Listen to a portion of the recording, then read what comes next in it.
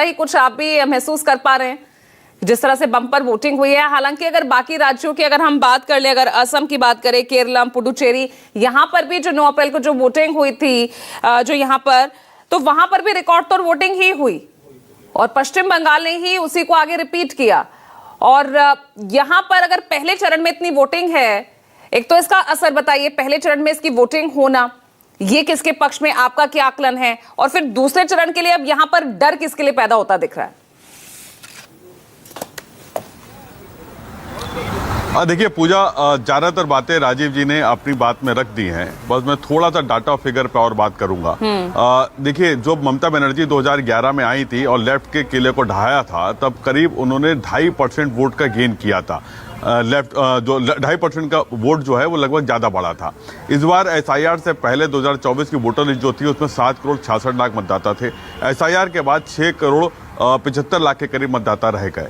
अब जैसे राजीव जी ने बताया, और ये अगर आंकड़ा देखें तो 11.88% के करीब जो है वोटर डिलीट हुए, जो कि शिफ्ट हो गए, मर गए या जो भी वजह रही। अगर उसके हिसाब से देखें तो जो राजीव जी ने बताया था कि 82 से 84% के आसपास वोटिंग होती रही है। सिर्फ अगर हम बात कर दें तो 2006 में वोटिंग कम हुई थी, लेकिन 2001 में माफ करिएगा 75% के आसपास वोटिंग हुई थी पश्चिम बंगाल में। लेकिन उससे पहले या उससे बाद का डाटा देखेंगे तो 82% के आसपास वोटिंग रहती है।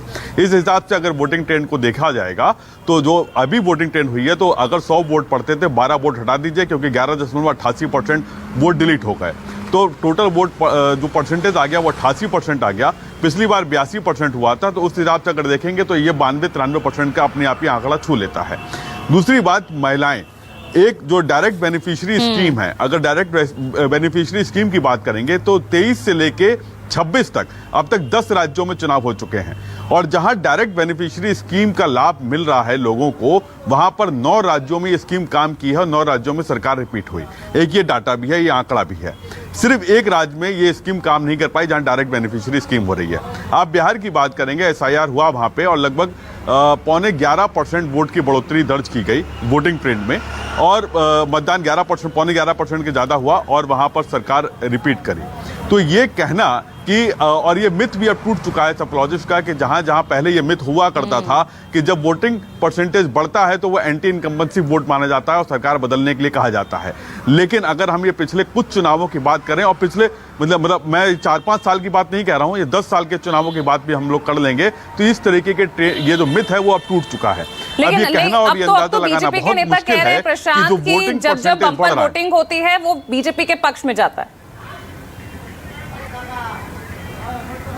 हाँ बिल्कुल, देखिए, क्योंकि ये कहा जाता है कि शहरी मतदाता आमतौर पर नहीं निकलता और शहरी मतदाता को बीजेपी अपना कोर वोटर मानती है। लेकिन पश्चिम बंगाल की अगर हम बात करेंगे तो इस स्थिति में ये मिथ एकदम गलत है, क्योंकि कलकत्ता जैसे मेट्रोपॉलिटन शहर की बात कर लें तो टीएमसी का गढ़ है। जितने बड़े शहर हैं, उससे लगा हुआ बारासात है, बैरकपुर है, या फिर डायमंड हार्बर है, या जो तमाम बड़े शहर हैं उन सब में टीएमसी का जबरदस्त होल्ड है। और खास तौर से जब आप कलकत्ता से साउथ बंगाल की तरफ बढ़ते हैं तो यहाँ पर बीजेपी के लिए सबसे बड़ी चुनौती होती है। नॉर्थ बंगाल की अगर बात करें हम, जलपाईगुड़ी, सिलीगुड़ी, दक्षिण दिनाजपुर, उत्तर दिनाजपुर, दार्जिलिंग, ये सारा एरिया पे बीजेपी कहीं ना कहीं लीड लेती है। पिछली बार 55 सीटों में से 35 सीटें पाई थी। लेकिन साउथ बंगाल की तरफ, जैसे सेंट्रल बंगाल यानी कि मालदा, मुर्शिदाबाद के बाद आगे बढ़ती है, वहां पर बीजेपी को टक्कर मिलती है, बीजेपी को टक्कर मिलती है टीएमसी से। बैरकपुर जैसी जो है, 24 परगना, नॉर्थ परगना, इन सब इलाकों में बीजेपी को जबरदस्त टक्कर मिलती है। और कई इलाके ऐसे हैं, साउथ बंगाल की कई ऐसे क्षेत्र हैं जहां पर बीजेपी का संगठन के लेवल पर भी कमजोर है। हालांकि बीजेपी को उम्मीद है कि इस बार वो इस इलाके में भी पेनिट्रेट करेगी, जैसे उसने नॉर्थ बंगाल के इलाकों में किया है। तो ये कहना बड़ा मुश्किल है कि बीजेपी को अगर वोटिंग परसेंटेज बढ़ा है तो वो उसका लाभ उसको मिलेगा। ये कहना बहुत मुश्किल है फिलहाल अभी, क्योंकि ये ट्रेंड पश्चिम बंगाल में सेट नहीं बैठता है। अगर हम बात करें डायरेक्ट बेनिफिशियरी की बात मैंने इसलिए उठाई क्योंकि महिलाओं की लाइनें कल हमने बहुत लंबी लंबी देखी। महिलाओं का प्रतिशत जो था वो 2021 के चुनाव में जो पुरुषों के मतदान से लगभग 2.4 दशमलव ज्यादा था। ये एक अपने आप में इसलिए दर्शाता है क्योंकि महिलाओं ने वोट दिया, जो 1000 रुपए उन्हें मिलते थे, और जो अनुसूचित जाति की महिलाएं हैं या फिर अनुसूचित जनजाति की महिलाएं हैं उनको 200 रुपए एक्स्ट्रा मिलते थे। इस बार 1500 1700 कर दिया गया है। युवा साथी योजना शुरू की गई है।